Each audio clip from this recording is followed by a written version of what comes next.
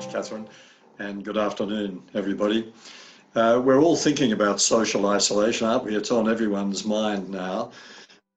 It's perhaps worth reflecting that this is not a new problem for Australia or for societies like ours. For 50 years, Australia has been becoming a more fragmented society. We've reached the stage where 25%, and that figure is growing rapidly, but 25% of our households contain just one person. Where between 35 and 40% of our marriages are ending in divorce. Where increasingly we're relying on information technology at the expense of face-to-face contact. The concept of being connected but lonely is a very familiar concept now, particularly for younger adolescents and young adults.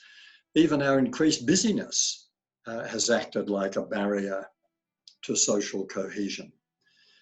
Some of you are aware of a study that was published at about 12 months ago by the Australian Psychological Society and Swinburne University, which reported, and it's an alarming figure, but it's not very surprising in the context of those figures I just mentioned, but the APS Swinburne study reported that 25% of all Australians report feeling lonely most of the time. Now, incidentally, they did another study last year, a follow-up study just on young people in the 18 to 25 age group, and the figure there was 33% who reported feeling lonely most of the time, even though, as we know, they are our most digitally connected generation of all time.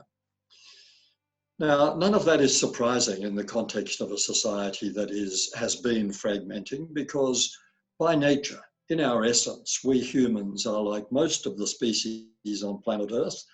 That is, we're a social species, we're herd animals. And one of the things we react to very badly is being cut off from the herd. We know what social isolation does to human beings. It increases the risk of anxiety, depression, inflammation. It compromises our immune systems.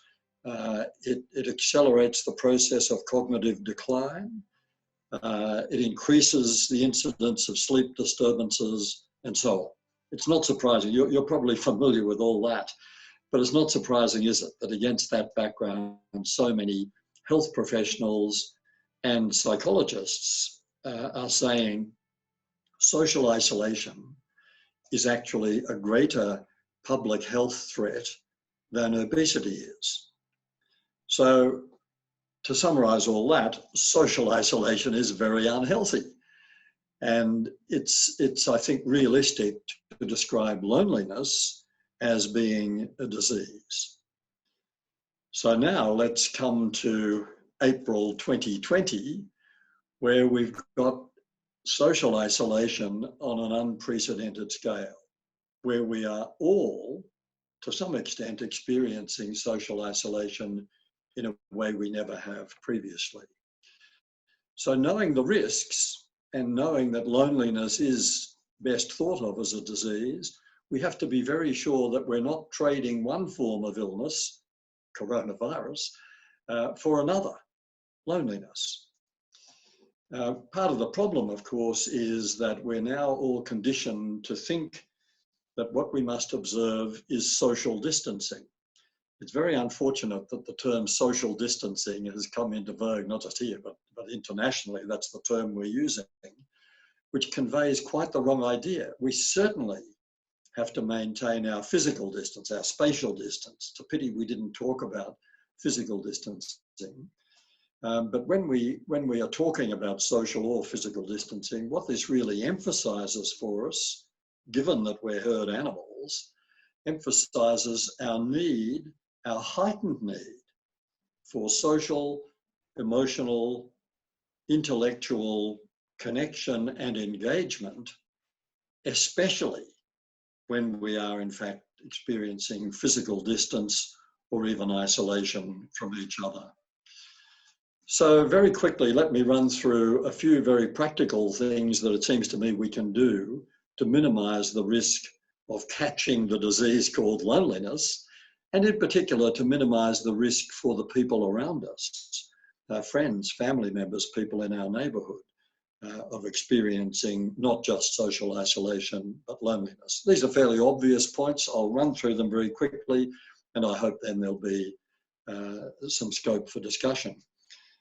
For people who are working from home, one of the things they commonly now say is that what they miss is the incidental encounters, the chit-chat about nothing in particular, running into someone in the corridor in the washroom and saying, you know, is your mother-in-law still driving you nuts? Or what's your 10-year-old doing now? He can't play football. So we've got to compensate for that. We're at risk of thinking that every time we go on Zoom, or every phone call we make, or every email we send to a work colleague has to be about work, has to be focused and serious. Remember that in your working day, a lot of the exchanges you have are not focused and serious, and they're not about work, but they are what oils the machinery of the organisation and the creation of any organisation, any workplace, as a human environment. So make phone calls, send emails, get on Zoom, occasionally for nothing other than inconsequential chit-chat. That doesn't have to be an hour, that doesn't have to be timed at all. It might just be 30 seconds, something you thought of, and you just ring a friend from work and say, I just remembered this. So that's the first thing. Second thing I'd say is this is a golden opportunity for us to rediscover the neighbourhood. One of the things you realise when you are confined to your own home is that the immediate environment is the neighbourhood, which increasingly in our busy and fragmented society we've been neglecting. We remember how to be partners, we remember how to be parents, we remember how to be colleagues, but we forget how to be neighbours. It's a special category. It's one of our obligations as citizens to be good neighbours to the people who share our street or our apartment block. So let's seize this moment to think particularly about people in our neighbourhood who are most at risk of social isolation and loneliness, and do traditional neighbourly things. Shove a note in people's letterbox saying, just thinking of you, here's my phone number, if you want to chat, give us a ring, or if I can do a bit of shopping for you, or pick a few lemons from your tree and put them on the doorstep of someone who you know is perhaps elderly and living alone, and so on.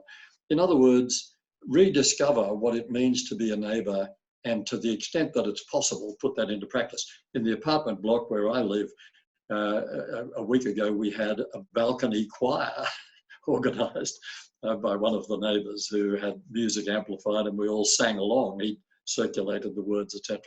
Lots of heartwarming things are going on as people rediscover the significance of the neighbourhood. And the third thing, of course, is we do have to maintain even closer contact with family and friends than we normally do. Yeah, lots of emails, lots of texts. And again, not just like once a day or once a week, we're going to check in and have a serious exchange of what did you do, but just a thought. Did you see this on the news? And remember that the voice, this is something that Catherine knows very well, because I experience her putting it into practice all the time. The voice is a far warmer medium for incidental encounters with friends and family and colleagues than emails or texts or Facebook posts. Now, just to wrap up my sort of opening, there are two other reflections I want to make that I hope might be helpful. One is we are all experiencing temporary social isolation. Let's spare a thought for the people who experience social isolation as a permanent state.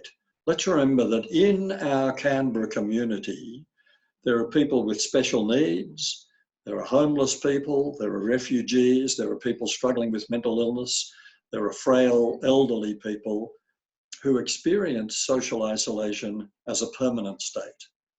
If you know any of them, this is the moment to do something helpful, even just by getting in touch. And if you don't know any of them, then you certainly know the charities that exist to offer help and support to people in that situation as a permanent state.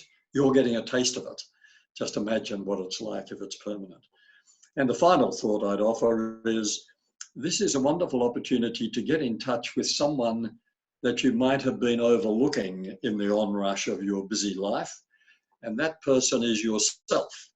That's a great opportunity when there's more downtime, when we're not traveling, we're not commuting, we're not buzzing off to interstate meetings, etc. We do have more time at our disposal. It's a great opportunity to read more, to think more, reflect more, and to examine our own priorities and say, well, am I leading the kind of life I really want to be leading? We don't often get these opportunities. Let's make the most of it.